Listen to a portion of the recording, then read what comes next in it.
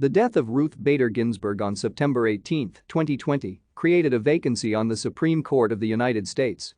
Ginsburg had served on the court as an associate justice since 1993, and her death created the possibility of a nomination just weeks before the presidential election that year. Ginsburg was the third Supreme Court justice since 2000 to die in office after William Rehnquist in September 2005 and Antonin Scalia in February 2016. The process of replacing Ginsburg is expected to be controversial, in part as a result of the acrimonious process in replacing Scalia, which was delayed until after the 2016 presidential election and Donald Trump's subsequent inauguration.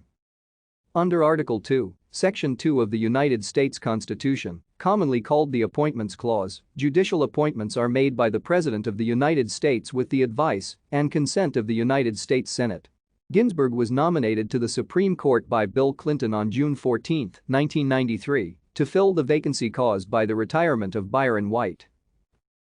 Thank you for watching. Like and subscribe if you would like to view more of our videos.